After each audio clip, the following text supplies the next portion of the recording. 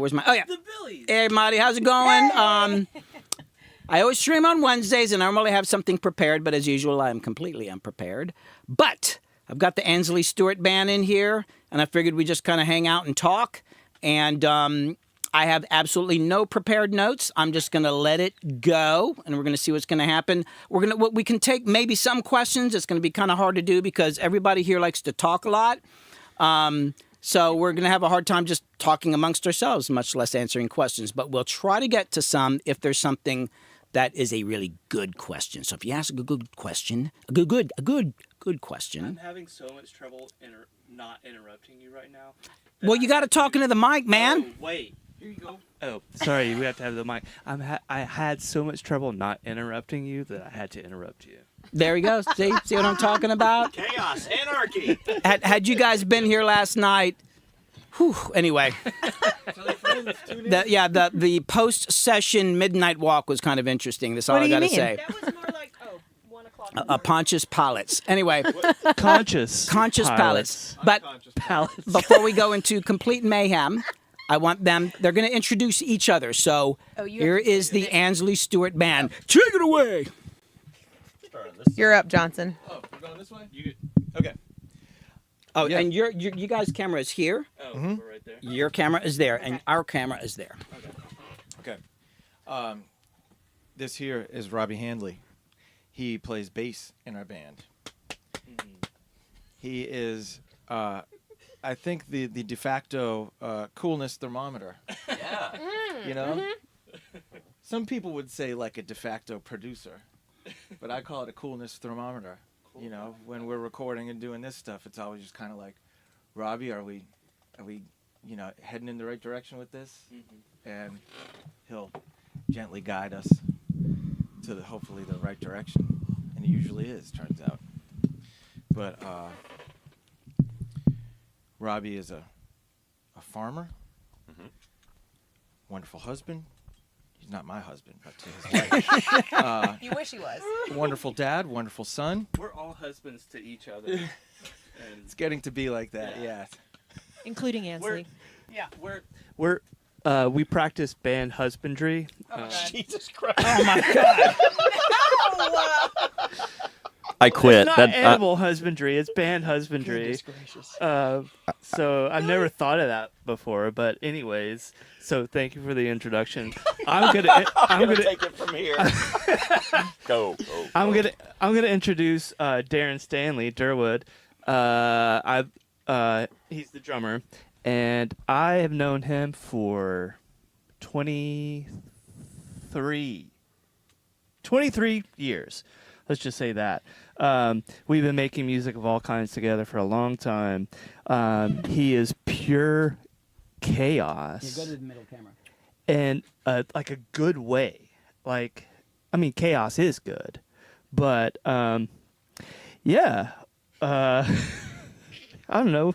Here, introduce Ansley, please. Ladies and gentlemen, my name's Darren Stanley. I'm your host for the evening.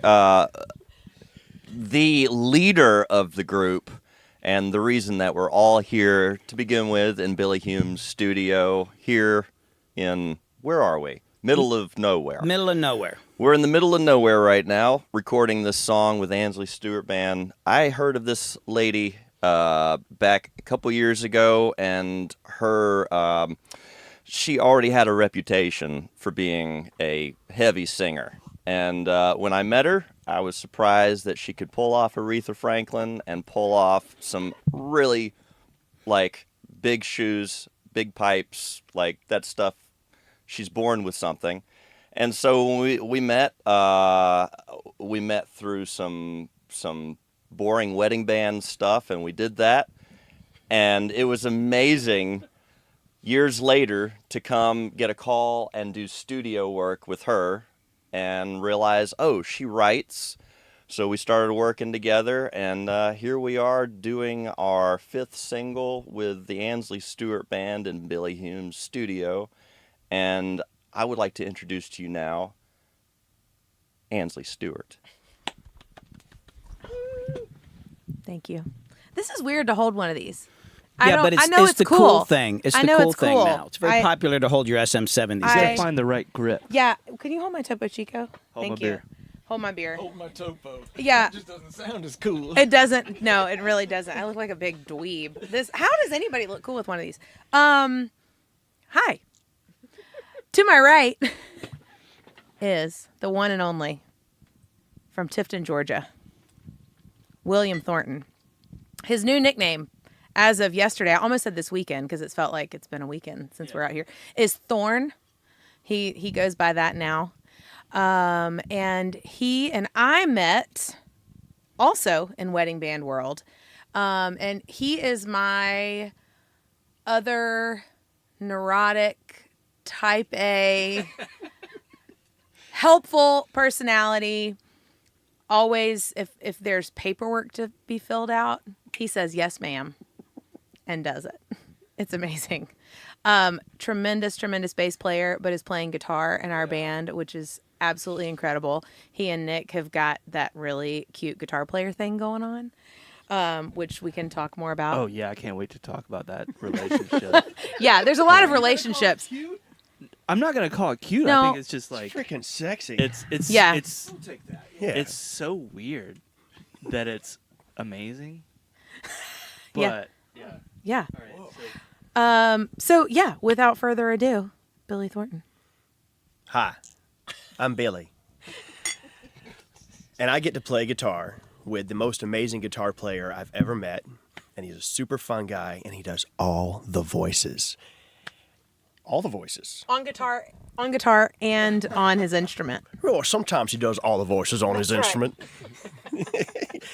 Nick Johnson plays guitar with us, but he is also our resident musicologist and historian, and always on the search for the deeper, fuller truth of the music. That's all I got to say. Yes. Now, I've known Robbie for a while. Bass. I've met. Well, actually, we worked together in another band with Marshall, and once. And then met years later. We met years later, and then you and I had briefly met, and then these two guys here I only met recently, but I went and saw them play a gig recently, and the thing I thought was kind of cool about it is that this is a band with two guitar players, very what I consider a classic rock formula, where you got two guitar players and one's playing like a guitar with a humbucker double coil pickup, one got a single coil pickup, which is a two different types of electric guitar sound, and then when you listen to them play, there's this kind of back and forth thing that goes. You don't really hear that so much these days, and I hadn't heard it in a long time, and I was like really blown away with it. I was wondering if you guys had anything. I don't really know anything about that. As far as like me, because I could never get a guitar player to stay in a band with me. It's hard to put two guitar players in the same room. But I was wondering if you guys had any kind of like when y'all are playing, like, I don't know how much you're planning out, or is it just the way that you play that makes the back and forth thing? How much time are you spending listening to each other? Like, how does? She said it the first time. I'm not a guitar player.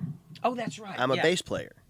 So I'm always listening to everybody around me in a different way, and I'm not approaching playing these songs from like the guitar player point of view. I'm just making music, and he does a little thing, and I'm like, oh, wait, that's going down. I can continue, and he leaves me a little space to continue it, and then I stop, and I don't finish the idea, so I know he's going to finish it. And it's always just like little dance back and forth, because I'm not moving my hands in like a guitar player way. I didn't learn all the classic rock stuff when I was 16 years old. I was too busy learning like Jaco and James Jamerson and Rocco Prestia. So that's a lot of it, is I'm not approaching it from the same place as he is at all. More of a support role than two leads playing. I mean, I'm kind of a lead. I play lead bass. You're leading together. Yes, but like we probably think to put stuff in different places. Yeah. Like if it's two guitar players who are guitar players all the time, then I've run into situations where it's like, oh, we think to put stuff in the same place because at the same time because we're guitar players. So, we think, oh yeah, this is where a thing should go. And then we both play something that doesn't necessarily, work great when they're being played at the same time. So I'm kind of intrigued by like just the dancey element, like between all the instruments and all the voices. Well, you said something kind of funny last night when we were working on it. There's like this thing where you'll play something, then he plays something, and there's this one section where we thought we were going to keep it, and then I can't remember. One of y'all punched in something new, and it was better of a call or response. We had this funny thing of you said something like, "If you call, we'll have the answer," or something like that. It was like this funny. I thought it was really funny, but it's like a call and response thing. Yeah. There's a complimentary thing going back and forth, and it actually is not only musically interesting, but having the guitars panned, it creates this excitement on the left and right of the speakers. Yeah. And the hard part with this group or with any group is to keep showing up and playing together enough where you're able to figure these things out. Right. Because so many people come in and they jam together, and they may just scratch the surface, but like this group keeps showing up, and it's great musicians, but it's also taking the time together to work things out. Rehearsing. And what we're witnessing with these two, it sounds like they've been playing for years, but this is like the beginning of something amazing. Yeah, it's incredible. Well, I think the gig I saw you, the first time I saw you guys at that place in Roswell, the Earth from the Earth Brewing Company On Holcomb Bridge. on Holcomb Bridge Road in Roswell. 400. And you guys actually have another residency coming up this summer, right? We do. In July, every Thursday at From the Earth, the great Tim Stevens owns this place, and it's turned into a scene. Yeah. They do these these outdoor gigs. We'll be inside, Yeah. right? It holds maybe 150 people inside. Outdoors, they do these big concert series. But yeah, that he's been nice enough to give us this place to develop some things. Yeah. To come back every week, and let's rehearse from this week, and it just kept us, who all 5 of us have very busy lives in doing music and running in all different directions. So to be able to keep this going, Well, yeah, actually, I was kind of wondering about that. Sorry to interrupt you, but actually, I'm not. But no, I'm going to say. So like I've hired Robbie here on bass a bunch of times, but he's really busy. It's like sometimes he won't return my texts and phone calls for a while, so I got to hit him again. But he is a bass player. Right. No, but I mean, it's just like, no, he's just busy. I'm cool with it. Like, I'm the same with me. Like, most of my friends and all that,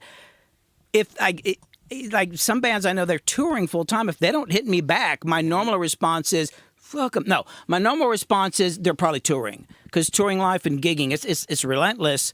But the thing that kind of hit me is like, all of y'all play all the time.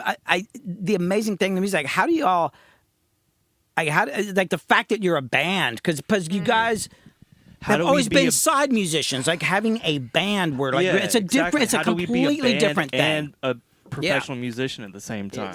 It's her. She does that for us. The Monday text message and emails. Oh God, and spreadsheets. And spreadsheets. No, I mean the joke is like at Monday morning at 9 a.m. I'm texting them and I'm like, I know y'all are probably asleep and I'm back on my bullshit trying to like get us gigs and but it is the most magical thing to be in a band and to be in this band. Like I was doing a gig in the fall and I got to visit with my best friend from childhood, and she looked at me and she was like, you know that you said you always wanted to do this, right? And I was like, I did?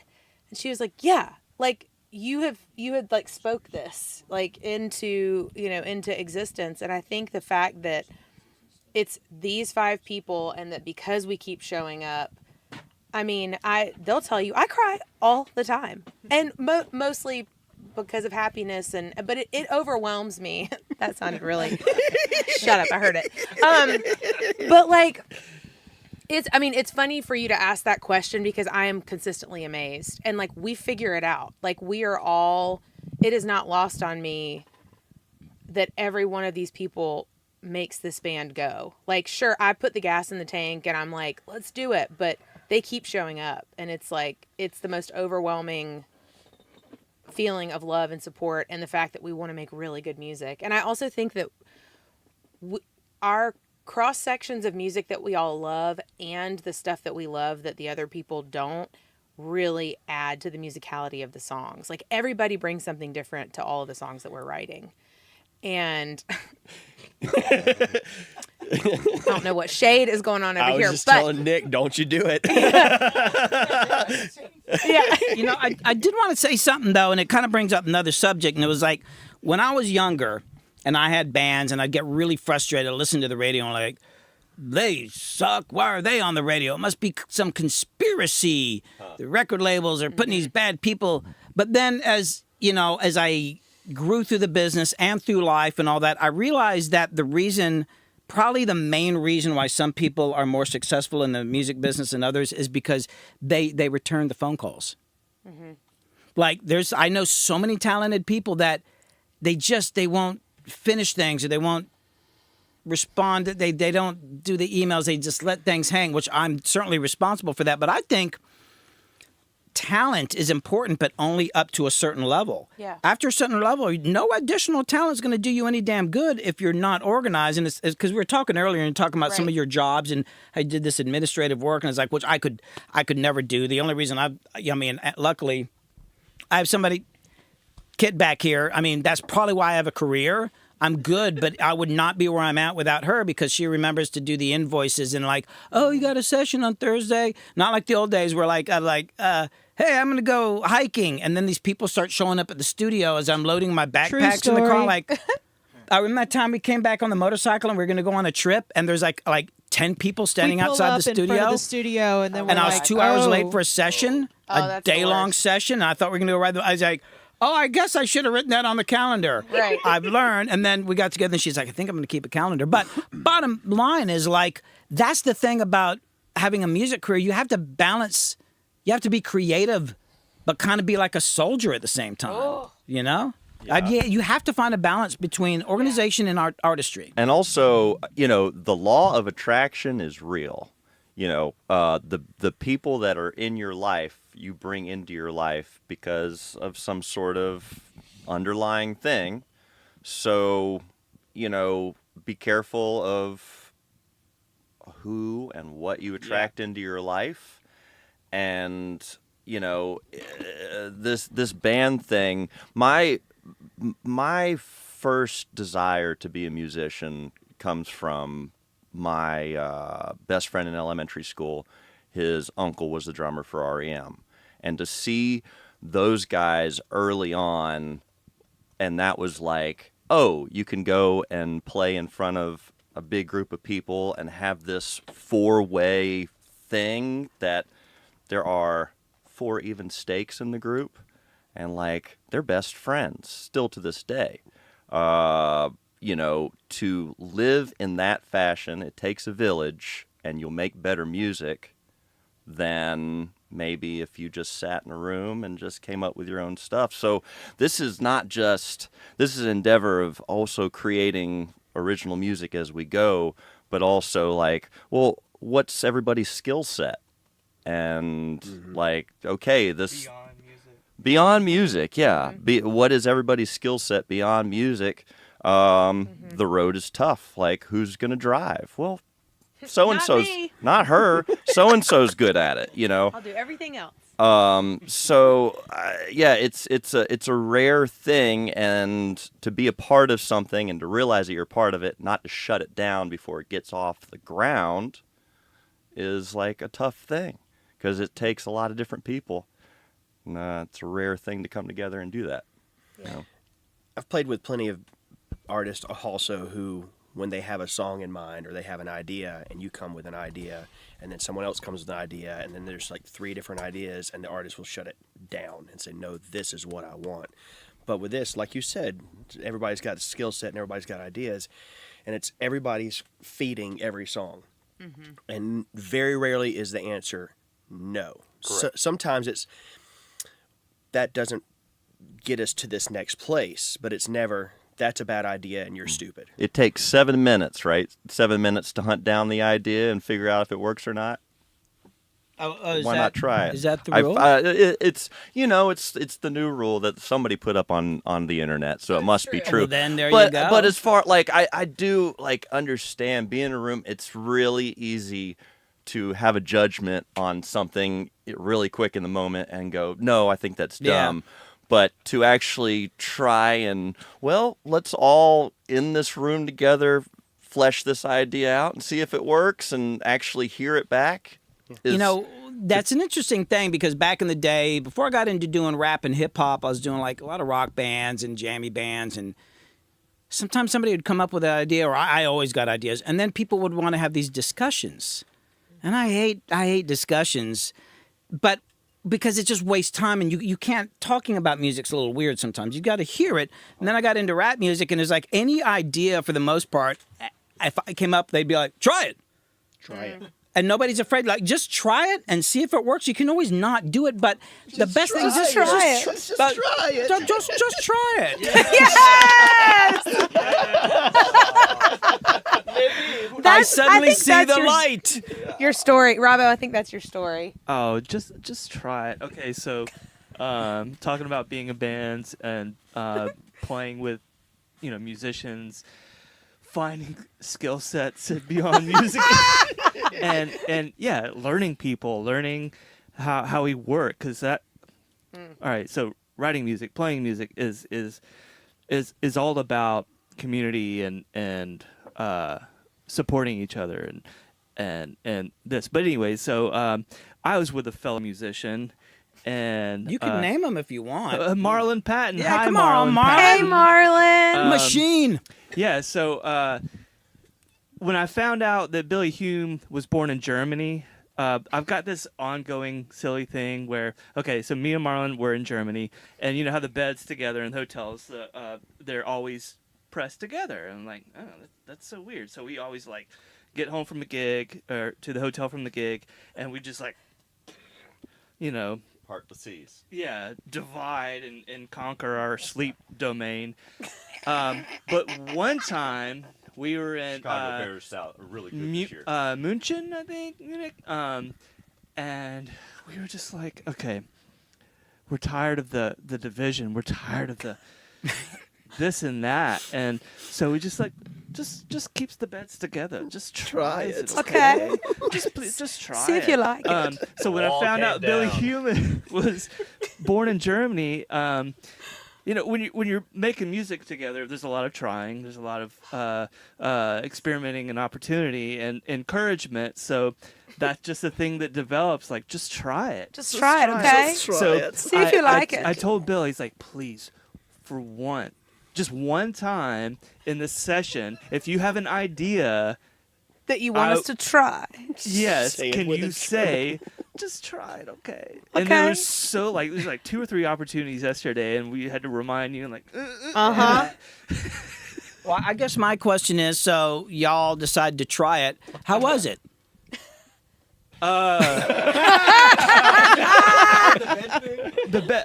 yeah, we slept great. Yeah. But like, it was like a few nights before we were in another place in Germany, and we got so drunk we got into a fist fight. Wait, you and Marlon? Yeah, but it was like sparring. He was doing taekwondo What? for a while. Oh, okay. And there's so many stories. I can't get into all the stories. But yeah, we just like started punching each other and just escalated and Fight Club. How you know we Yeah. just started punching We each just started other? punching each other. Yeah. Well, here's it the crazy thing happens. about it. Like, knowing the both of you and having worked with you, he's always like, Marlon's very like professional and No, he's and not. No. I think for the first probably Okay. I think the first 10 sessions with you, the only thing I ever heard out of your mouth was like, hi, and then you say, we should cut the post-chorus in half. Oh yeah. Well, And it was like, I was like, does this guy talk? Well- and then Marlon's like, you're Well, you're- talking and then you're punching. you're an amazing engineer, and it's so easy to work with you because you're so fast. You have great ideas, and like we can do a song in 30 minutes, an hour. It's like learn the song, play it a couple times, bam, bam, bam. Oh, let me get that. Oh, let me get that. It's kind of a cool work atmosphere. Well, I'm glad we're I'm not hanging just now, saying but, this yeah. to say, but it's like, and I've never actually asked asked you about this or talked to you about this, but I've worked with a lot of bass players and a lot of studio musicians, and a lot of times when you bring somebody in to work on a song and they've not heard it before, I mean, sometimes I can send rough mixes out. I think most of the guys I work with don't actually listen to them because there's a good side and bad side to that. Sometimes it's best not to hear it and just get there. But a lot of guys, even if they're really good, what happens is they come in and I've got a bunch of people in the room. It's not like just a single musician in the room. There's like a drummer, a bassist, a guitarist, whatever. And and the artist, and I need to kind of like get everything together. So sometimes I know I'm going to edit it later, right? So there's a couple bass players I'd been working with, and they're really good, but I could never get a full take out of them. It'd be like, okay, I'd have a note. I know that half of take 2 was good. Okay, take 7. I think I used the bridge in the last chorus. But with you, I noticed this thing where you come in and you start working on the bass part, and if I look at all the playlists, the different takes, what I see is this gradual progression to the finished take, and then most of the time I just use your last take. There might be some little thing in the second to last take, but it's I've never really, like, the way you think, it's really interesting. Like, you're not just like playing a bunch of cool stuff. You develop a part as it goes on. Last take's the finished one, and then the thing that's really cool is, like, often later on when I could be weeks later mixing it, and I'll suddenly notice, like, oh, that's why he did those 2 notes there, because something that was going on with the vocalist, I just didn't catch it. Like, the level that you're listening to, it is really, really cool, and that's why I quit calling other bass players. Nice. Now if you just answer your phone more. Yeah, like it's a rare thing to, like, I'm getting to play in whatever this band is that's doing original music, but I've played with all of these guys in like other genres of music. Like, we're having to play around town, and like there are different things that we can get into as far as just we've studied, like, there maybe a Montuno is not out of the you know, there is lots of different places that we could go. We're not going to, or we can. It is this rare thing to get to play in a band with folks that have kind of studied lots of different genres. So what kind of music do y'all play? Country music. We're not sure what country. But we like this. It's real cool that music is going to a place where it's like borders are gone. Yeah, non-genre specific. Well, and I think the other, like, magical thing about this band is that we are all really, really good friends. We like hanging out with each other, and we know how to communicate on stage and in life, and we are able to push each other, but in ways that are very gentle and for the best. We trust each other. And so the fact that you can, like, one of Nick's catchphrases is, like, explore that world. It's like, he'll say, if I'm uncomfortable with something, which, like, I am the biggest shit ass when it comes to, Ants, try this. And I'm like, I don't want to do that. And mostly it's because I think I'm going to screw up and then I'm going to look stupid. I witnessed that last night. We had a moment when we last went night. back to, like, redo that keyboard part. I honestly, I don't know you though. I was afraid. Like, I was like I gonna hope break her. she doesn't walk out of the studio. But Oh, no, yeah. but then you hung, and it's actually really good. Like, Oh, cool. 'cause I knew you could do it. Well, I know the you can do it. piano, our moment, that was hysterical. I will say, from within this specific group, since the time we've started making music to now, like, the safety that I feel and the neuroses that I've had to, like, get a hold of, and I don't know that you ever have complete control. I think that's part of what is, like, the fuel that makes you an artist. You know, it's like, if you're not a little cuckoo bananas, the hell, go be an accountant, you know? But they have my back, and always. And I have had, and I will now, the comfort of, like, bringing an idea, and I'm like, I don't know if this is anything, let's, versus keeping something so precious and being so afraid that it's going to be terrible. We got your back, and we love you, but we don't want to have that be where we don't put you in a place where you are uncomfortable. Right.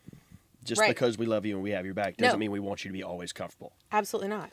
And that's boring, and that makes Exactly. boring music. So- And I think the music that, I used to, like, Darren brought up the influences of, Aretha Franklin or Bonnie Raitt. It's like, for the longest time, I was told that that's who I sounded like, and it's like, wow, what a compliment. I thought that, well, okay, if I sound like that, I let what other people say determine what kind of music I thought I should be making. So it took me a while to be like, well, I don't want to just be another little mini clone of that.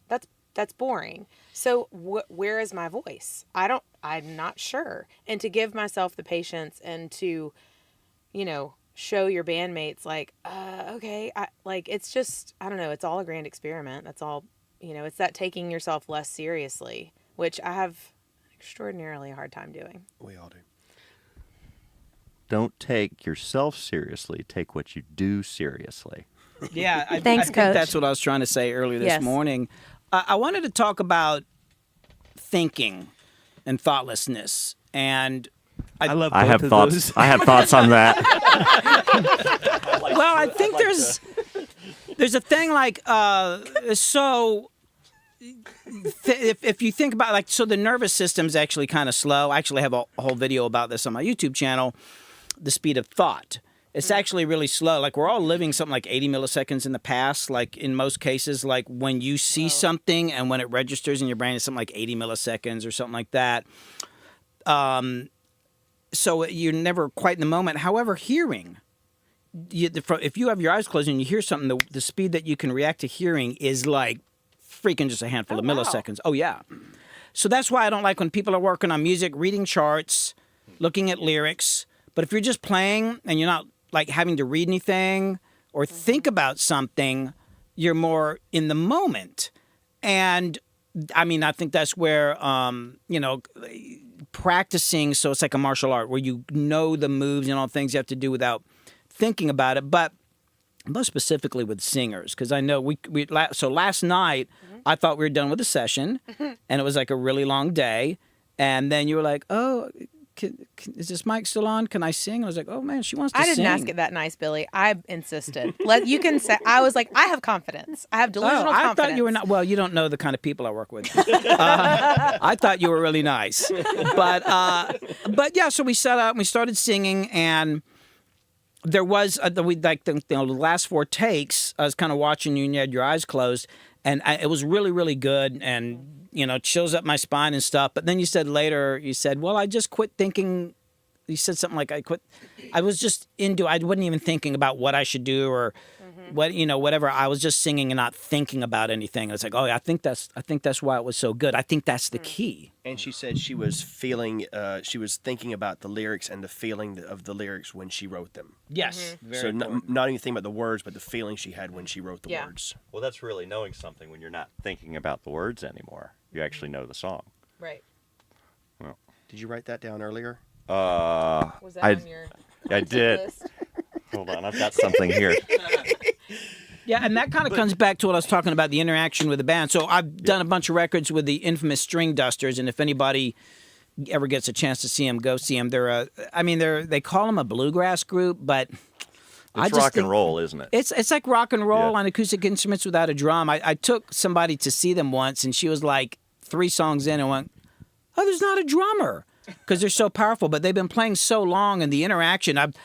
We do the albums live, and a lot of the songs have these jam sections in them. And even in the studio, they're not always the same length. They change. The whole thing can change. And I'm sitting there watching. I'm in the studio, and I just don't always see visual cues. Half the times there's not visual cues. I think there's certain things that they do that maybe Andy Falco's playing the guitar, and maybe there is a little thing he's got planned on it, but I think half the time they're just used to just playing and knowing, like, okay, we're getting to the end of this section, but it's very thoughtless and instinctive, and that's, I think, one of the reasons why they're so good. And they've been playing together for years. It takes a lot of work, but it's not so much of that stuff. I mean, there is planning on the songwriting structure, but as far as the playing, like, for instance, Travis Book, who plays bass and sings, we'll do multiple takes of a song, and the bass part's completely different in different sections of the song. On the second verse on one take, he's kind of accenting the upbeat, and the other one he's doing the downbeat. but the whole band's right there. And it's just amazing. Like I couldn't normally with a band that would be a disaster. But with those guys, they you know. found a sound and they found something that works over time, and that's the goal, you know. They also sound like they understand structure and how they can fit within it. So you know, there's room to do improvisation within the structure, right? Yeah, and yeah. And yeah. So what you were getting to earlier about not thinking and or not judging. That's something musicians struggle with. I mean, to be on stage and to not be having these sensory impulses, seeing this person stand over here or that light's flashing over there. There's a lot going on in front of you. And to be able to make music while that's like that, there's something to being able to create this stuff and getting your ego out of the way. Because that's all it is when you're overthinking, is it's that ego's in play. How do you destroy that?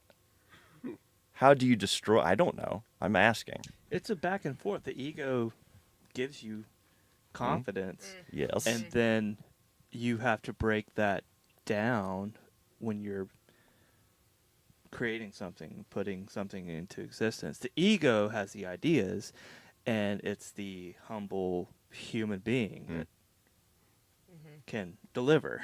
Right. You Yeah, know? with me, because now that I'm out gigging again with the Tokyo Teens, because I gigged all the time back in the day, and first few gigs were like you said, I hadn't been on stage in a while. Like, oh yeah, monitors. Oh my God, you know, it was like all that. But lately, when I go on stage, there's always this point where I just got to remind myself, I'm here for myself. I mean, I want to perform and do the songs well. I kind of get this thing where I kind of don't give a shit, and it's the best place to be. Like, I'm going to do my job, but I'm like, I want to serve the song, and I just there's certain things I want to do. I want to nail that part in Heaven Inside Us. That's this. There's like a little fingering thing, and I just know when I get it, I feel good, and then you'll see this excitement on stage, and it's not me like necessarily performing. I'm just happy that I pulled it off, because that was the other thing. Because I've been playing for 20 years, sitting in a chair in the studio, and then suddenly when I started going out and gigging, like I couldn't play. Like for months, it took me to get used to playing standing up. I'm finally getting it, but that was a big part. But kind of not, like you want to do a good job for the audience, but I kind of don't care in the way. I don't know if I'm saying that the right way. You know, you don't have to stand up live. Like some gigs, I really wish I could just sit down and chill. Yeah, but if I And- don't stand and- up, I can't swing my hair around as well. Yeah, you can. Exactly. Not off the chair. Well, like Nick over here, he brings his own stool to sessions. As of recent. It recent, wasn't yeah. always like that, but I purchased one, so I'm going to bring it now. Spent the money on the thing, so. I bought it. You're gonna try Yeah, I thought you were kind of joking because you actually showed up with a stool and you're like, I have my own stool. Where is it? It's right there. Hold on. Right over there. It's nothing fancy. Show the people. Oh, it's Nothing not a fancy. rockin' sock. It's not like a. Oh, it's one of As those. a matter of fact, what, What are you doing? You said you were going to use it. There How- you go. Might as well use it. try it. How much? How much was Now that? we just Try sit and it. wait for the ideas to descend upon us. It really is good because Are they you know, coming right now? Are they? Yeah. Hey, Hey. hey, Hey. I have a question for you, Billy. Like, so you came to our show at From the Earth. Was it November On Holcomb Bridge. on Holcomb Bridge? July 11th is our Off first. of 400. Yeah. Exit Yeah. 7. In Roswell. In Hey. Roswell, Yeah. 7:30 p.m. But yeah, you saw us play, and you liked this song that we recorded yesterday. What? And that's you made a bunch of comments after the show, and did you called Darren and said I want to produce? No, this song? I talked about it right then. right then, yeah. Okay. I'd had a So couple what- beers. I was a little drunk. Then later on, I was like, what was I thinking? We were Yeah. talking about confidence a second ago. But Confidence. what kind Delusional of drew you to this particular song? It's just weird. Yeah. It's where I mean, a lot of it. The thing that really got me in is the. It's kind of like a guitar solo. That weird thing is like I don't know. There's just a lot of cool chord changes in it. I liked that it. kind of pushed and pulled. Like the chords are kind of weird, and it's also kind of a weird song to play at a gig because it's so laid back, but you're talking about late night stuff. I don't know, it's just odd. But that solo, the melody and like the chord structure and like the because both you guys are doing this. It's not really a solo. It's like a guitar melody section, but the harmonies are just so odd. And Yeah. I mean, to be honest with you, it's a very simple thing. I just thought it was really cool. Awesome. That's amazing. Well, so it is definitely the weirdest thing I've written. Like all the other stuff that we've been developing are like, this is the most peculiar, and it's been really neat for the people who have heard it live like you did, or Robbie played it for his wife and she was like, that's Ansley? That doesn't sound like that's one of the magical things to me about music is like, you don't know how something is going to affect somebody. A song that you love, that's precious to you and you think is going to be a hit and it's a flop, or a song that you wrote in 15 minutes and you're like, well, this is a Big Fat Nothing Burger. And then it means something to somebody. And I wrote this, the basic idea the day after a New Year's gig, and I had lost my voice, which, knock on some freaking wood around here, that doesn't happen often. And so it was a really tough gig to get through, and I had to sing in this low register, which Nick is always just like, explore that world. And usually I'm like, I hate it. Yeah. I could see a way forward with that. And so I sat down at the piano the next morning, and like the lyrics came out, the melody came out. And then when I shared it for all of us to develop it, they were like, this is so weird and like cool. And this is so peculiar. And I love that you don't know where songs are going to come from. They're super magical and mystical. And I don't know. Yeah, and developing it was fun because it's just so a fun. verse and chorus. Yeah. Robbie had this idea for this key change section part. with this like bass melody. It was in a totally different key. It was the reverse Disney change down to minor third. Yeah. Well, we were like, oh, we should have a bridge. Mm-hmm. And, it's that perennial song problem. You Go got to the verse and four. chorus. Yeah. Like, The formula. do we have to have a bridge? No, you don't have to have a bridge, but Yeah. most songs have a bridge, and, it takes you to another place, and we're like, what are we going to do? Should we write a bridge? I'm like, I've got this melody. Can we just drop it in? It was amazing. It's totally different key. It was, but like he had written that. We did a consecutive nights of gigs in December, and so we got to be in a house together, and we wrote, and we had a home studio set up, and you had written that, and it was like the most beautiful nugget of an idea. The melody, it was just like, I don't even want to sing that. It just needs to be instrumental. And it was so crazy how like the more time we all spend together and create, it's like, oh shit, that thing that you wrote, oh, put that here. And then it's like the perfect thing. So that I love, like, ideas don't go to waste. That was you awesome. know? We were on a golf course for 4 days. Oh, in it a did house not on a suck. golf course. Oh yeah, you And and took all of the furniture out of the living room and We just sure replaced did. it with all of our gear and recording equipment and wrote Left for it 4 set nights. up. We had to only had to play for 2 hours a night. So we would We got to play for 2 Sorry, hours a I night. forgot. Well, that was the gig. That was the gig that we got told we were the worst band somebody had ever heard. what? And the Oh, band yeah. last year was better. And the the band band- last year was But us. we were the band last year. Yeah, it was. So we've gotten worse. Yeah, where things aren't going so great. Yeah, it's hysterical. That was so funny. It's all. She was like, But the "You were studio was worst." awesome. The studio was amazing I because mean- We set up and we recorded for 6 hours a day before we had to go to our gig every night, and we just hash stuff out. Yeah. We keep showing up. It's Yeah. bizarre because Yeah. I'm in my 40s now. I thought this is way past. Shut up. I thought this was way past. Like, yeah, you don't get to do that with humans anymore. You're Right. in your 40s. You Yeah. can't be in a band. This is what you're supposed to do when you're 16. Yeah, the number one thing is not stopping. I think most people's music careers end because they stop. Don't stop. Because they let it. I get it sometimes. Bad Sure. things can happen or whatever. It's just hard, but it takes a long time to have a music career or to do anything or even be good at anything, and you just got to keep going. I guess maybe it's because other people. I haven't stopped because I don't really have any other options. I don't know what I'm going to what would I do? Correct. Sell real estate. Wood. Huh? You could work in You wood. would be You the could. most- He could work in wood. I'm No. just imagining you as a real estate agent just going, you should buy this house. Why wouldn't you want to buy this house? It has a great basement. It has a pool. What's wrong with you? Like, I'm just thinking of, Oh my God, that's energy a of a- weird thought. I know. Well, here we are. Have you ever thought of another occupation? Oh yeah, yeah. What would be your number one? Well, I mean, for a little while, I was into making websites, like way back. Angelfire.com. I was, MySpace. No, he was working Angelfire.com. for CNN, actually. I actually did some work for building CNN back in the day. Oh, I was talking back in the nice. Okay. 90s. Yeah, I was doing this stuff. I mean, what else have I thought about being? Was like I was gonna like start a motorcycle touring guide thing because I like riding motorcycles. I was like, how can I combine riding the motorcycle with making money? Tried that.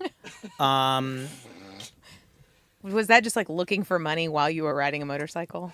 I just like riding my motorcycle. Just, yeah. You know, awesome. and I mean, it was also at a point where I think I kind of quit music without realizing I quit music. And I still had sessions, but it was actually, I'd gone up to see Crystal in Athens when she was in college. I was starting to learn a little bit of programming, and I had a big book on C++ programming, and because I can figure that stuff out, and I was standing in line to buy it. And then I thought, if I buy this book, I'll never do music again. Oh, wow. Yeah. I'll probably make more money. So I went and put the book back. Because I don't know. I don't know what else I would do. I don't know. I could be a hermit. Yeah. I could see that. Yeah, I could be a hermit. How would you make money being a hermit? Well, that's the problem. That's the problem You right wouldn't need there. to make money if you were a hermit. Well, you sneak in. You go out at night and sneak into people's houses your and own. steal their food. Oh, make your own money. Right. Yeah. Yeah, no, I don't think hermits make much money. So okay, so I wanted. What's your favorite color? Don't ask me what school I went to. So so I wanted everybody to tell a story. I hope you guys. I mentioned this earlier. I hope everybody's been thinking. So somebody's got to tell a story. He's a storyteller. Why am I first? I don't know. I gave you an assignment. Did you not do your I was homework? just hoping that it wouldn't start with me. I hope it would. Hoped it would start with. Okay, Billy. here we go. Really, you got one? I'm not trying to get out of this. I have to go to the restroom. My story's about you. Wait, is it about him? Yeah. Oh no, then you got to wait for him to get back. Okay. In the meantime, somebody else has got to tell a story then. I would also take a cup, but don't. Yeah, okay. Good luck in the bathroom. Wash your hands. Okay. Do great. How many viewers are we up? Do great. We're making money for stuff. Do you have a story on deck? You're up, dog. No, I'm waiting on him. Nah, his story's about him, so he's got to be here. Oh, damn it. Okay. You go. Or you go. What do you think the story should be about? Or do you guys have one that you know that I tell that you want to hear? No, you tell the I story you did- want to tell. Okay. Then I'm not going to. Just the Red X t-shirt. That's my default story. I know. Oh, that's the red X one. About to find out. Okay. You don't. You guys no have so many pressure. stories, like you got them in a list, like there's a catalog of Oh, stories. actually, I know what my story's going to be. But We have lists. We- have shared. we have been shared. We spending have a lot of time together. shared document. Not just gigs, but hanging and creating and blah blah blah. Okay. All right. Yeah, I can tell a story about my first time visiting a gentleman's club. I don't think they call them that anymore. Well, wait, okay, so what exactly is a gentleman's club? Well, Strip club. people call it a strip Oh. club now, but they used to be called. At least where I'm from, they were called gentlemen's clubs. But And now, where There's a difference between a gentleman's club and a strip club. Nick, where are you from? south of Boston, Okay. and they don't really have strip clubs. So would they say, "Oh, the gentleman's club that's way over here because we can't have them, around here," and all this kind of thing. Anyways, I don't know what I can say on the internet. Some They people- put everything on the Just internet. leave the names out. Just say you went with a buddy. but I can't even figure out what to call the club or strip club. I'll go with strip A club. gentleman's Okay. club. Gentlemen's club, strip club. Women disrobing. I don't think you need to explain In the what a hopes- strip club is. I think they know. Currency is exchanged. Please say more. There's alcohol sold. Anyhow, you get the picture, internet. You know about this stuff. in Atlanta, so like, yeah. Yep. So, yeah. Talk into the mic more. Sorry. Because it's also music related. It's yeah. There's a component. The context is I was a young, wide-eyed student at the Atlanta Institute of Music, and my favorite bands, my favorite musicians at the time were the Aquarium Rescue Unit and the Jar Trucks Band and all that stuff, and like that crew of musicians were kind of why I wanted to move to Atlanta in the South, just to be around all that. And so I'm going to school, and the Aquarium Rescue Unit, they're going to get back together for this one-off gig in Roanoke. And I'm just thinking, geez, wouldn't it be great to go up there and hear that, It's really far away, and I have this classical guitar final that I can't skip out on. But, of course, one of my buddies at school says, dude, just skip your class. Hop in the Civic and let's go. Let's go up to Roanoke to this show. I'm like, man, I don't know. But it's like I already decided. I gotta go. So, see, I can't tell a short story. This is a mistake. We shouldn't have started with me. Okay.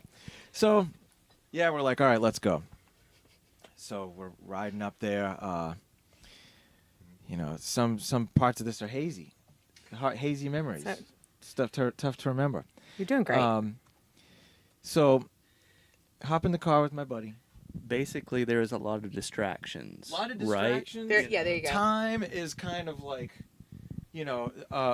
my buddy, we stop in Chapel Hill to meet up with my buddy's frat buddy friends, and they're all strangers to me, and I'm just kind of like, we got to get to the show. And all these guys are just like, hey, man, how you been, And there's no urgency about like getting there and all that. So, but I'm just along for the ride.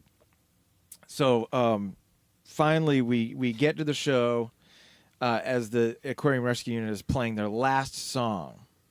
So I missed the whole thing.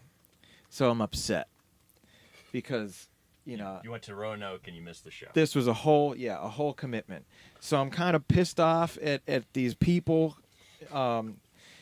And, I had no control over how the whole situation went. And they were like, hey, let's go to a gentleman's club. That's what they said. They didn't call it a gentleman's club. And you were under 21 at the time. I was. So when you get to the gentleman's club, they're carding everybody. Yes. And Yes. Robbie's so speeding you along. Yeah, I You know. see. Thank you. That's good. Yeah. This is why this band works. Yeah, so I had no money, and all these guys had pockets full of money. And they were all buddies from college and all this. So they pay, the door people, and they scatter like roaches. And then here I am, like trying to find $10, or maybe somebody probably spotted me the money. They were like, oh, dude, here's $10 so you can, so you don't have to wait out here in the parking lot. So then the ID, or the bouncer, says ID. I give him my ID. They look at it. And he turns around to one of his bouncer friends. He says, hey, get that box. Get that box? What the hell does that mean? So they produce a cardboard box. Out of the cardboard box, they produce a XXL white T-shirt that has a large red bullseye akin to the Target, Target Symbol. department store logo insignia. And so there's the Target, and then in large red letters it says, under 21, do not serve. So this was in addition to the X's and Sharpies on the tops of my hands. This is my first time in a gentleman's club. So I'm already just a little nervous. I don't know what to expect. I'm already kind of mad, a little down in the dumps. You have no money. And you're emasculated by a XXL That looks like T-shirt a nightgown. that says, hey, look at me. I'm not supposed to be here. Well, I look like a trick-or-treater dressed as a ghost. And then I enter a room. That's nothing but black lights. So the white T-shirt can now be seen from space. I have no money. I can't drink my sadness like I would now. And I'm just alone. And I think, but, you know, those girls probably felt a lot better about themselves once they saw me in my situation. They were like, this life ain't so bad after all. I could be this guy. And I kept the shirt for a while. I don't know where it is now, but You kept the shirt? I kept it for a while. Did you keep it? You ran away with it. They let me. Nick Johnson, ladies and gentlemen. Nick Johnson. All right, what is Darren's story? Because I think Billy has a You story. have a story. Because it Well, relates okay. to. So you Wait. were you were Before we bragging. move on, Oh, Yes. yes. somebody asked if it's the opposite strip club. Is it a Madam Museum? A gentleman's club, Madam At Museum. a Madam Museum. It's like, yeah, you put an egg on it, like croque monsieur, croque madame. There you go. Go French. You two switch city. Put an egg on it. Okay. Oh, Madam Museum. that way I can touch him. I don't need this microphone anymore. Why'd you give it back to me? Content, baby. Content. All right, I want to hear this story. Well, so Robbie was bragging about how long he have known Darren. What'd you say, 20? 3, 4. Oh, that's child's play. Because I've known Darren for 27 years, which means he's a lot older than me. No. We went to college together in the 90s, and he was the first drummer that I played with all the time that didn't share my last name because my kid brother is also a drummer, and my kid brother is 42, but he's kid brother. So Darren and I went to college together, and then I went to Jacksonville, Florida after that, and he moved up to Athens. I didn't see him very much, but he came down for my senior recital. I did, but I brought that up. I brought that up, and he's like, "You were there." Billy doesn't make memories. I don't make memories. I drove from Athens to Jacksonville And and hung spent out. 2 days with him. And Oh yeah, well I played Darren's senior recital at UGA. I know he didn't invite me. It hurt my feelings, but that's okay. And then we didn't see each other. We talked, you know, throughout the years. And then I got a call to play with Colonel Bruce Hampton when he came down to Florida. And I did a gig with him in like Fernandina. He's like, "Oh, you sound," the words he used. God, you're better than O'Teal. Nuh-uh, but okay. That's what he said. So he invited me to come play MagFest with him, and I pull up to the backstage at MagFest. Watch your back, O'Teal. Yeah, I'm sure he's very nervous. I pull up out of my car, and this 6'6", skinny, beautiful man stands up, and we locked right back in together as if it was 15 years prior. Sure enough, same energy. The man does not lose anything over those years, and it was that same just crazy energy with those rose-colored glasses that you also... the synchronicity that has gone on in my life since the Colonel, but also before that, it's really wild to think that you can live and go, none of this is connected. There has no meaning because the synchronicity is out of control. Was Colonel with ARU when you went to see him in Roanoke? Oh, and let's also, Of course they're he talking was. about Colonel Bruce Hampton, in case, I don't know how many people online would know about Colonel Bruce Hampton, but he's a legendary figure in the Atlanta music scene, going way, way, way, way, way, way back with so many bands. And then he had on his 70th birthday, he had a show at the Fox Theater here in Atlanta, and there was like so many superstars that were part of that show. And during the encore, he had a heart attack and died on stage at his own show during his birthday party, which is sad. But hey, if you're going to go, do it on stage. But yeah, it's kind of crazy. Yeah, he but called a it very back in the legendary 60s. figure and affected everybody. You know, it's like a big part of Atlanta music scene. One of the history. many figures. There's a few figures that had their last show at the Fox in Atlanta. Prince, Oh wow. Chris Cornell. Bruce, and Chris Cornell. Chris Cornell was there right after Bruce passed away and was asking, and like he from what I understand, Chris did his like, who was this guy? Wow. And then died like a week later or something. Wow. Crazy. Yeah. So then when I moved to Atlanta, I got a steady gig at this really, really fancy place. As a bass player, when you move to a new city, I thought it was very good to meet drummers and bass players. Drummers can recommend you for gigs. Bass players can sub gigs out to you. So I had a steady break your Wednesday hands. gig at a hotel in Duluth, and the lobby bar was called the Buttons Lounge. So I made a band called the Buttons Trio, and hired bass players and drummers to play with me, and most often it was these two. It was Robbie and Darren. And we had one very excellent clientele who was living in the hotel at the time. Woo! Yes. And- yes. Woo! No? Billy doesn't know. I have The Nature Boy. What? Yeah, He was living in the He was living there. In Yeah. Duluth, Georgia? This was Yeah. years and years In a ago. hotel. That's so And- strange. He loved. He would tip us well. He wanted to hear The Wanderer. Whoa. That was his favorite song, or is his favorite song. Hey, Rick. I thought it was just anything Tom Petty. But... Anything, whatever you want, Rick. We'll play. We'll be there. Thanks for $100. Appreciate you. Yeah. This That's it. That's the end of podcast that was story. brought to you by Topo Chico.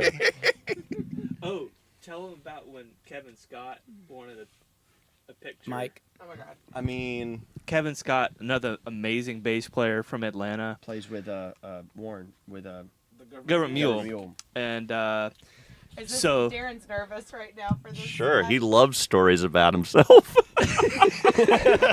so Kevin, another bass player that was doing the Buttons art bar, he was an amateur wrestler, and when he was a teenager, so always a wrestling fan. So when he learned that Ric Flair was on this gig, he's like, okay, I gotta get a picture. And all right, so Kevin gets all excited, and those feet start to shuffle, and he's like, "Here's my phone. Follow me. Let's go get a picture with Rick."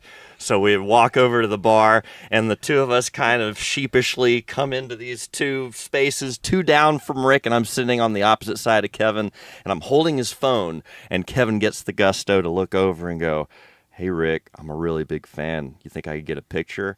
And just as Rick is turning him down and saying, "Nah, kid, I don't do pictures in bars," I, for some reason, opened the photo, and there's a picture of Kevin's penis. Oh, damn. And I'm like, dude, just getting Award-winning turned combo. to be turned down from Rick and to have that just was a confusing moment. And so yeah. I'm thinking about Chris. Are we ending it now? It turns out And scene. it just turns out that he had that on his phone because he was sending it to his wife at the time, who was maybe in a meeting with the mayor of Atlanta. So I mean, these are the kind of minds that we deal with. That's the story. Yeah. And it's not a good story. I hate that story.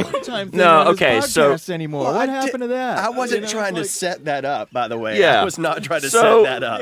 So my story. So meeting, more. I met meeting Billy down in Valdosta, Georgia, because I had to go there. I couldn't get into the school that I wanted to go to, so I go down to Valdosta, Georgia, and I'm down there for 2 years. And Colonel Bruce and the Fiji Mariners came through the library in Valdosta. Do you remember that? Is that Eric crappy, Sanders?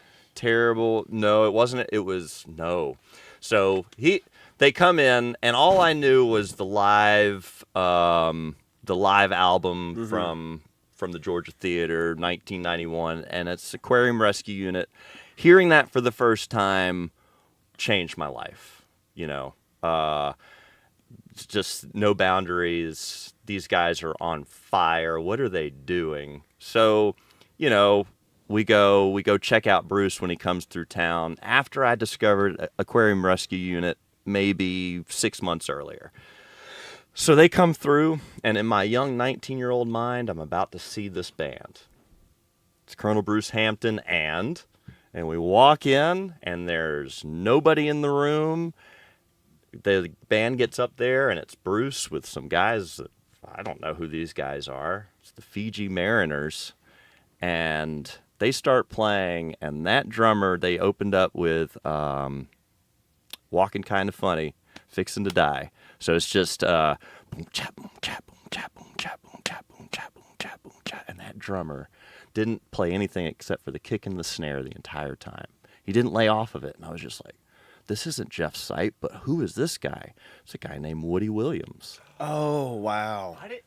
Kina I had Boto. no idea he played with. Oh, Kina loved playing when he could. Oh. Yeah. So so hearing them, 19 years old, and Woody Williams went and took a lesson from Kina Boto up at Georgia State like a couple months later. You were probably around those premises, and that all changed like kind of my trajectory because that dude is mind blowing. So anyway, fast forward being in the Atlanta music scene until I'm 19, all the way until I'm 35, and finally get a call to play with Bruce. And I'm terrified because, that stuff's been on my shelf for a long time. I've listened. It's very important, but a lot of time has gone on. Haven't met the man yet. Little intimidated. And, yeah, meeting him was scary. But he also hit the birthday right off the bat. God, you're such a Taurus. We were one day apart. And then we go out to eat like a couple hours later. He's like, you're born 12:30 p.m. It's like, no, 11:50 something. He's like, I knew it, 30 minutes off either way. This man kind of showed us that all the synchronicity and the connections are real. So like, man, maybe there is a God. It's easy to be, there is no meaning to it all. It's like, wow. Outside of being an amazing artist and musician, it was not about the music. It was about showing us bigger things than just making sound and being cool. So yeah, meeting that guy was life-changing. That's my story. It never happened. I made it all up. God or mycelial network that connects us all, and if you're open to receiving it, then you're a badass. Mm-hmm. That's all it is. Actually, Zambi. Zambi. Yes. Zambi. Mm-hmm. Do you want a story? Oh, he already told us. I did the just try it. Just try it Yeah. story. Okay. All right. So I have less of a story. I'm thinking I'd like to share some entries from the Durban Dictionary. The what? Glad you asked, Billy. So this is how being in a band. There's a lot of fun things about it. But one of the most fun things is that you start laughing at some of the same things, and then you start acting like each other when you kind of don't mean to, for better or for worse. So Darren very famously kind of mixes up words, and which, and it's contagious, and now it's we're contagious. all doing it. Now so the list started with just Darren's mixed up words, and now we're all doing it. Can you show the camera the Yeah. length? Yeah. So literally, It's gonna be a coffee table book. it is like this is. Oh, wow. Oh yeah, it's actually it's So It's please, a- let's hear some. yeah. Let's do it. Okay. So I've got too many fryers in the pan. Think about it. Just Cooks in the kitchen. I'll translate. yeah. Robbie's the translator. Okay. Hold on. You're going to translate. Okay. Okay. Good. Yeah. Okay. Yeah. I'm meeting a lot of things face on. Head Head on. on. Yeah. Yeah. Mhm. Mm-hmm. Wow. You are very voluptuous. Voluptuous. The lump. Volump. My lovely lady volumps. Correct. Okay. I did that thing, and afterward, I realized it was very lethargic. I can't translate. Cathartic. Cathartic. There's a question? Oh, here. You can keep going while I mess. Okay. I thought he had a question about the Durban Dictionary. Oh, I was like, please, Yeah. please. Harper, you can chime in. Yeah, anytime. Yeah. Anytime. One of Nick's was an art expedition. Art Expo. Exposition. Yeah. Looking at that man makes me feel very homoerotic. Homoerotic. Yes. I so often feel like a grounds creeper.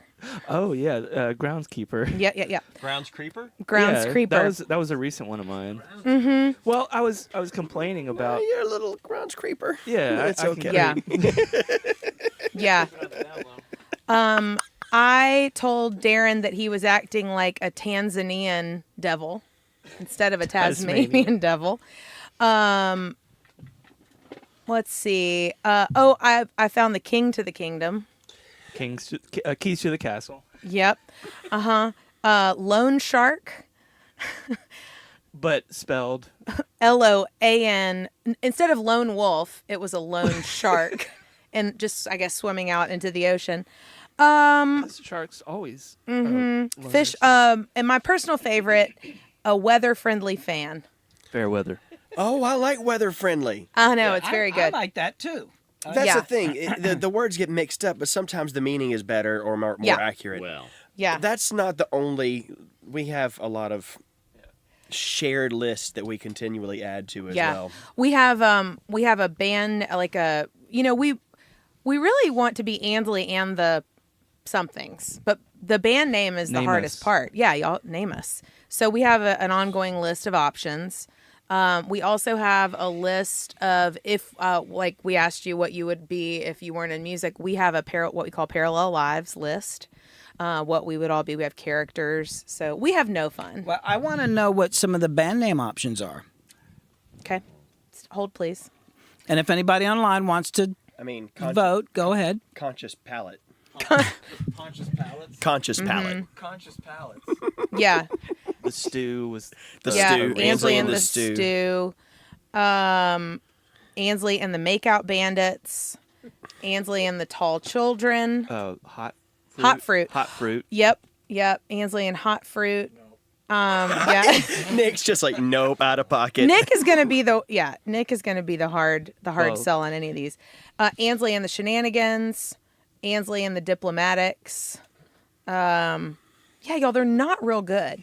As I'm these reading are them. terrible. These are band really names. bad. Terrible band I names. know. God. so if anybody out there in Radio Land has better ideas, which we know you do, Yeah. You'll get no credit. Just the satisfaction of knowing. Admiration. Yeah. Yeah. So we have no fun. Zero. Well, there's the stories. Anyway. Anyways. I was trying to decide whether I should tell a story or not, but I'm not sure if I should. But have there been any questions, or are people just listening? No, people are just. Okay, then maybe I'll tell a story. Should I tell? Okay, I got two. I'm going to tell a story. I want to tell a story, but there's two choices. We can either tell the Midnight Machete story, oh God, or we can tell the Ludacris and the Laptop story. Ludacris in the laptop. Yeah. Ludacris and the Laptop. Yeah. Okay, so it's all right if I tell the story. It's fine. Okay. Call him and ask. Here, say it in the mic It's so I fine. have proof. It's It's all right fine. if I can tell the story. You can tell the story. It's Okay, so I was I had done a lot of mixing for Ludacris, and this was back. I was still mixing at the Zone Studio, and he had signed a group. I can't remember the name now. Somebody that Josh Monroy, my buddy Josh, had worked on it, and they brought me the album. I'd mixed it. Ludacris wanted to come over with the two artists and listen to the mixes, and just kind of go through them. They're kind of done and all that. He comes over, and we're just going through everything. He's sitting on the couch with these two guys, and Ludacris, he's a star, and when you're a star like that, women send you pictures of themselves with very little clothing on. So we say compromising positions. yes, so Is this a Selma? No, this isn't Selma. Okay. no. Different story.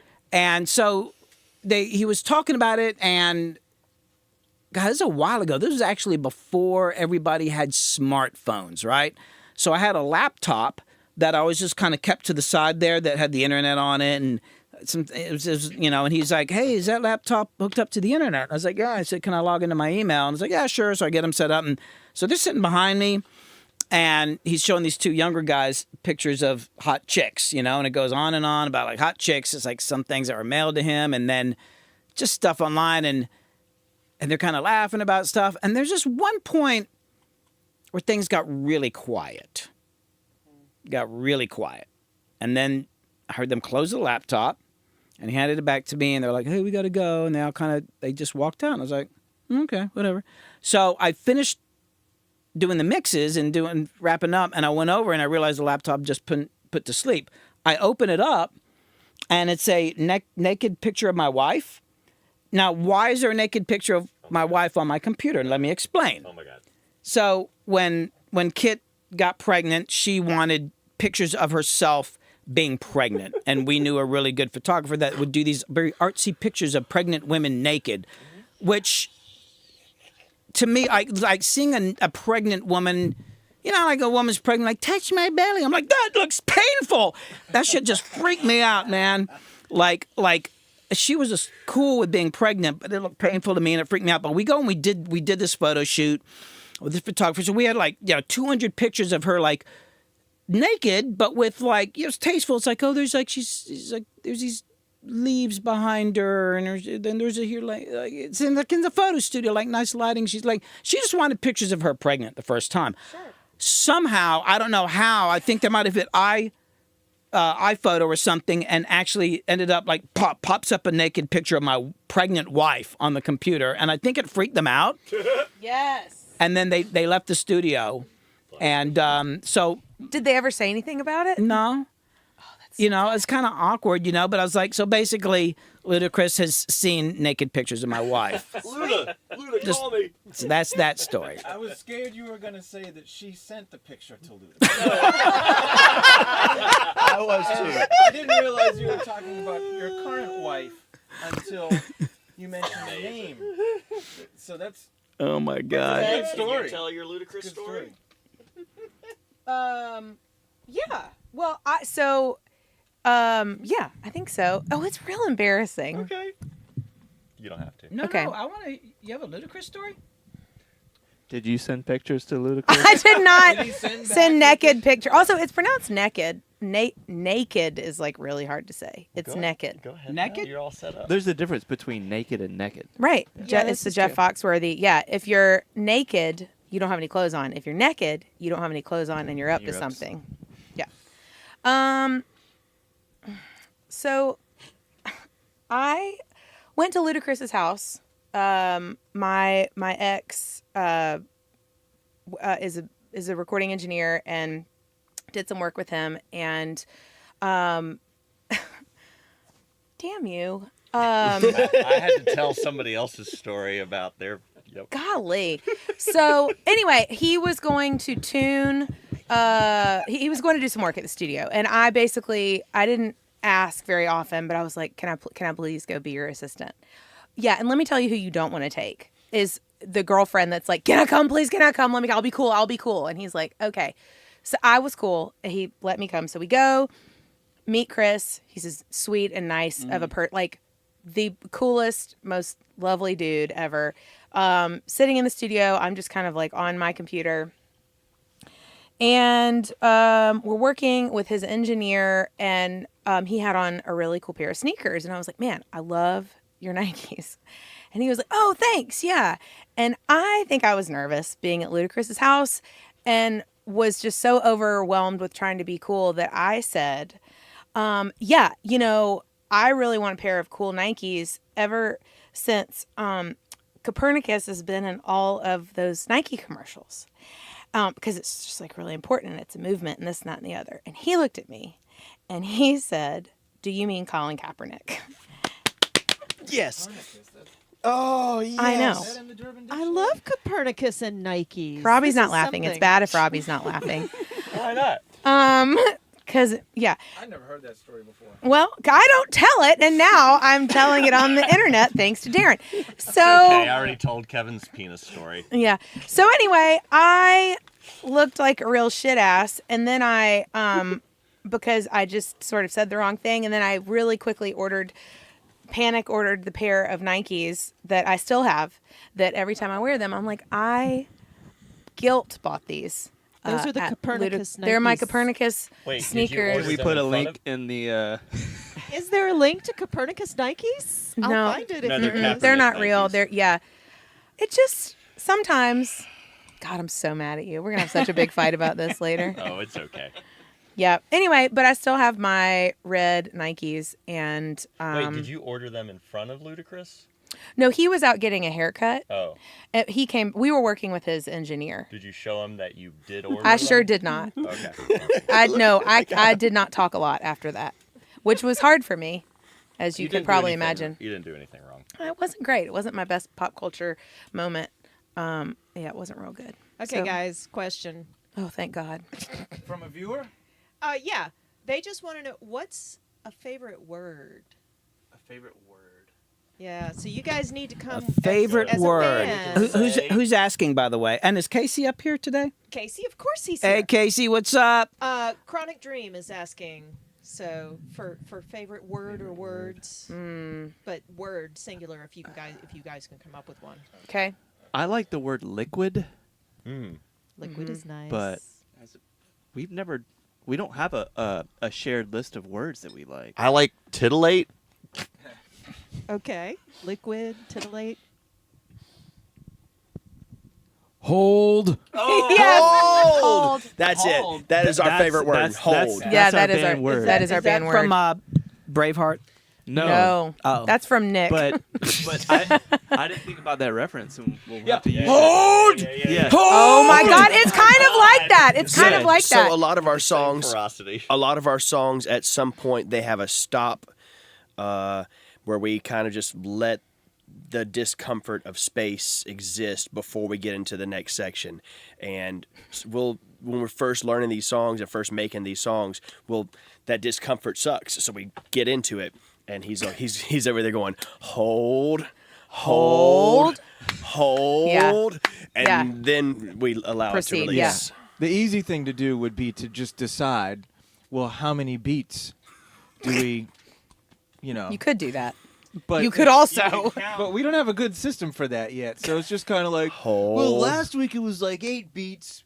Now it feels like it should be 6. So then, but then you're just playing the song on the gig, yeah, I and you meant- haven't talked about it because you're eating chicken wings with the time before the gig and all that, and it's like, oh, we didn't talk about this part. So then it's like, And then we're in the part. Hold. Hold.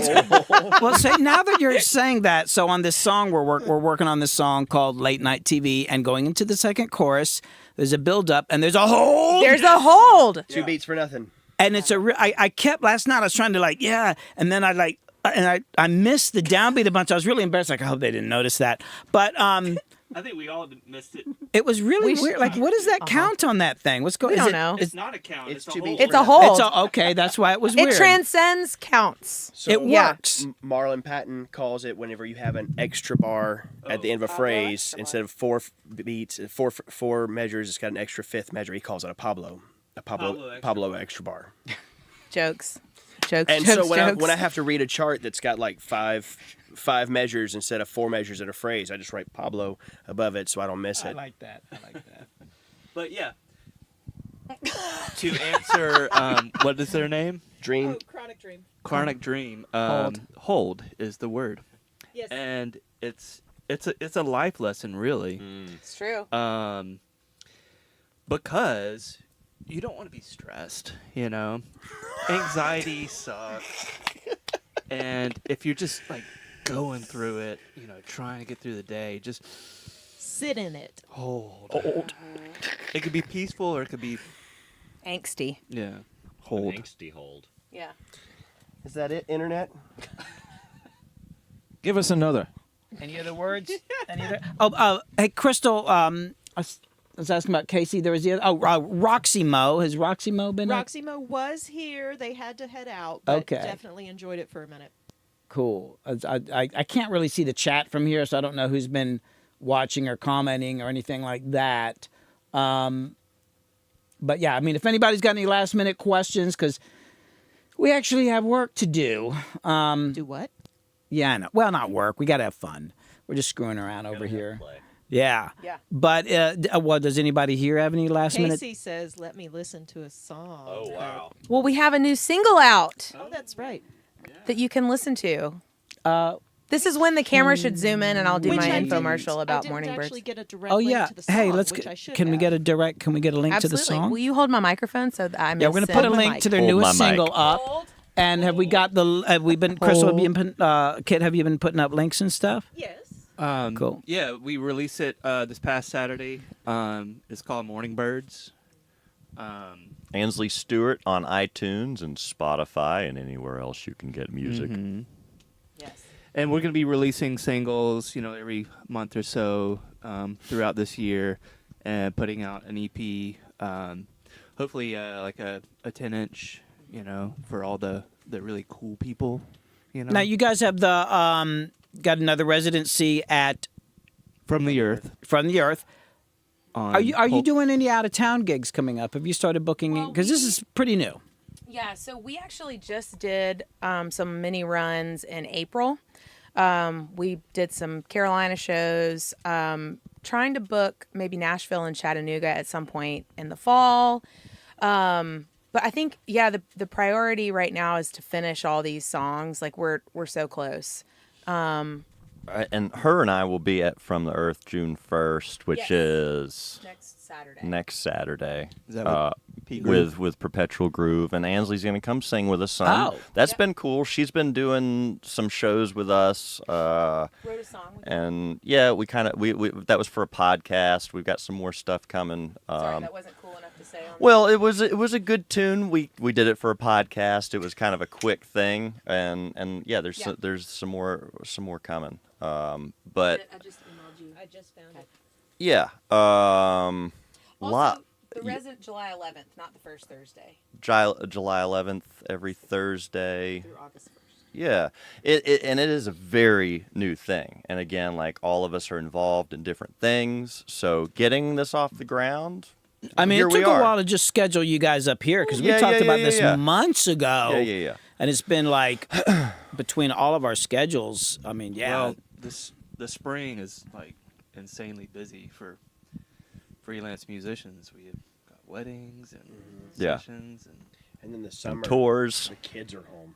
oh yeah. Right. Hey, y'all. Apparently, your band name is The Hold. The Hold. The Hold. The hold. That you'll have to sit with that one. Put for a that on the minute. list. Okay. You'll have Put to that hold. on the list. We'll have to hold it. It's so far it's the best one. Yeah. I do think I have to say all that. The other ones are real. Lame. I have to look You don't love hot fruit? Oh, and Actually, I they want kinda you to like know that that one, they but- checked Spotify and Apple Music, and that band name apparently does not exist. really. Wow. What's that? The hold. We got some people doing good administrative Oh, work. yeah. Thank you guys for showing up.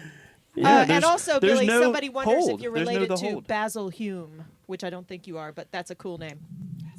That seems like a. Basil. You could pull off Basil. You could be Basil. But you would have to. You'd have to wear a monocle. If you went by. You know what I'm saying? could see- Yeah. I I'm could see just Billy with there's a a lot of thoughts I going know. through my head right now. And Don't it's think, on- Billy. You said we're not supposed to think. Well, that's the problem. I'm not very good at it. So, me either. Relatable yeah. content. Billy has advice because it's what he needs to take himself. That's where this comes from. Hey, me too. Oh, is that something Yeah. you said or somebody on the chat said? No, that's all me. Okay, thanks. We only put out in the world what we need for ourselves. Yes, Woo! indeed. Oh, wow. Humans are selfish Yeah. by nature. So. Yeah. Right. Yeah, that's kind of true. That's kind of that's true. Yeah, I like that. Yeah, I think one of the biggest lessons in like making all of this music, like it has been. I mean, I'm a pretty anxious person. I mean, they whatever.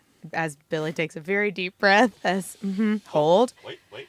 And the music, I think, forces me to hold and to pause. And it's a moment to like, don't judge this. Don't judge yourself. It's art. It's fun. So I feel like there's that synchronicity and that reason for creating things helps with the other stuff that you're fighting in your brain, or the places that are hard for you. And I don't know. I love that about I don't know, I love that about the process. And I've had to learn to love it. I hated it at first. I was like, why am I not just like shitting gold nuggets? I don't get it. You mean I have to work to make this good? What does that mean? So, yeah, it's cool. I'm kind of liking the hold. I'm liking the whole. I'm not too. mad at it. I like that. You know, this is. Would it be Ansley in the hold or just the hold? I think the idea is it's just the hold, but hold. see, this could it can breathe. It can grow. Is that part of a jail?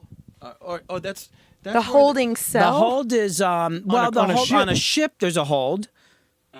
I think that's where they Yeah, put people. bad guys. Yeah. Yeah, y'all bad That's guys. where we belong. Yeah. Well, The hold. Bring us all your bad guys. We're Well- bad boys.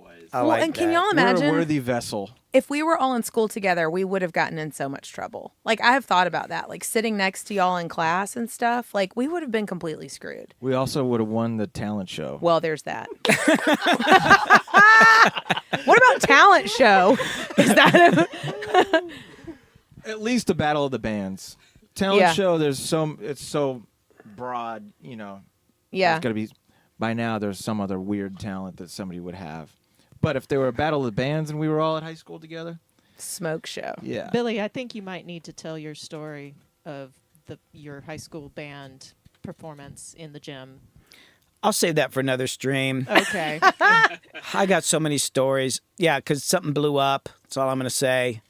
Cleared the gym. Yeah. Oh, awesome. Actually, that was the band I was in with David Barbie. My favorite. Yeah. Yeah, I was in a They, band with they David were in a Barbie. band in high school. Yeah. And there was an explosion. That's all I'm going to say. Okay. I'll save it for another Okay. stream. That's a good one. And I gotta find. I don't know where that picture is of the band. Did the drummer die? No, obviously. Okay. The band blew Oh, up. or were you the drummer? No, David No. Barbie was the drummer. He's very Oh, I didn't know that. Oh, that's right. He moved to bass, didn't he? He's based. Yeah, he was. Yeah, that's right. He was the drummer. Yeah. Going back. This has been an interesting stream because normally I Sorry. talk the whole time because it's like my stream. And this is kind of cool. Like I don't have a sore throat now, and Right. everybody else has got stories. I've never done anything like this before, like stream wise. I'm usually doing like Q&As, or we're doing a session, or I'm talking about mixing, answering questions. But this is I think I'm gonna do more of these sort of Well, things. thank you for Cool. yeah. This like Yeah, it's meet the band, kind of get to know yeah. the people behind the music. Yeah, and thanks to everybody for watching and participating. Make sure to go on Instagram. Go check out Ansley Stewart on. Is it?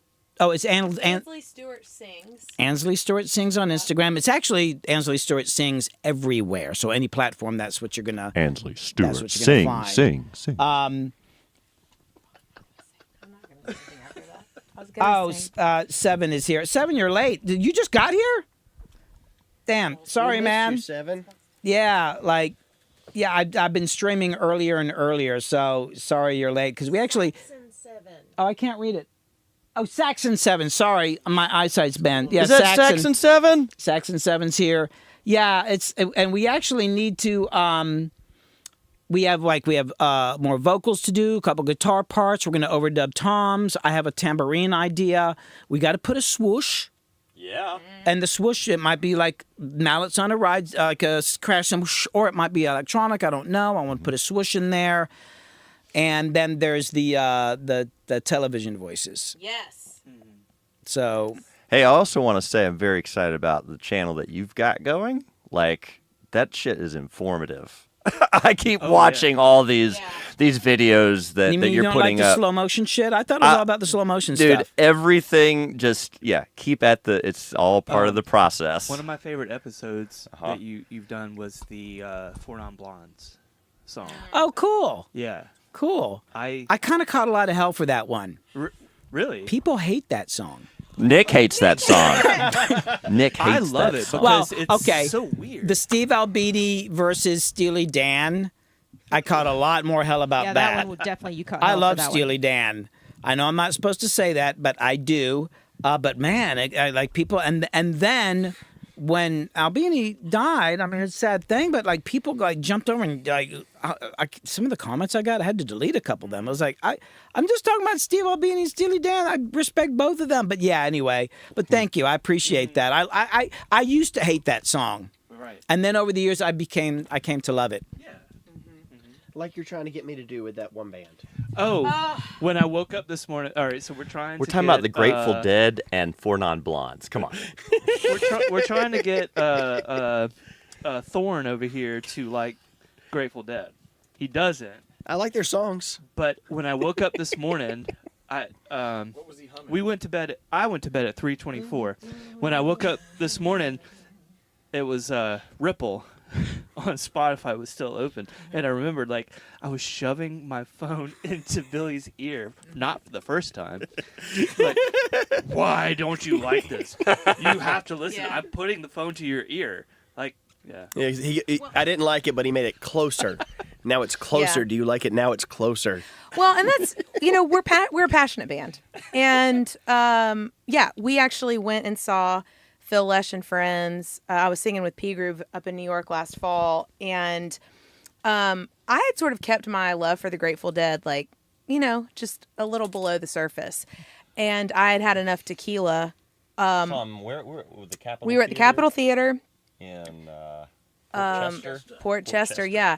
And we all went with P Groove and their management, and I was like, oh my God, this is going to be so fun. And I lost my Ritz crackers. I had so much fun and was singing every song. I was texting Nick and like the set list, and They sounded so good. they sounded so good. And Darren's bandmate, our friend Matt, looks at Darren and goes, your girlfriend's a deadhead. He was like, apparently. Like, just having the best time. And so then it just all, I think our collective minus I don't Thorne. hate it. It's just not. I know. I have no relationship with it. We're gonna find. We're a gonna way. get it close to your ear. Have you seen Lots of acid. Have you seen? I'm scared. I don't want to look too far. into I here. think I think in these instances it just takes one time seeing a group do it well live. Like, once I saw that, it was like, oh, I get it now. Like, yeah. Seeing that stuff live is it. Anyway. Yeah.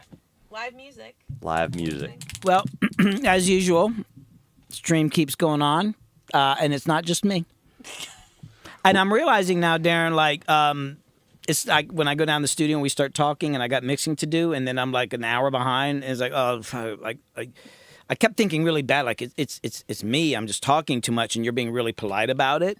And now I realize, no, you like to talk too. Everybody likes to talk. Yeah, I kept thinking that you would laugh a lot, and I thought he's just doing it to be nice.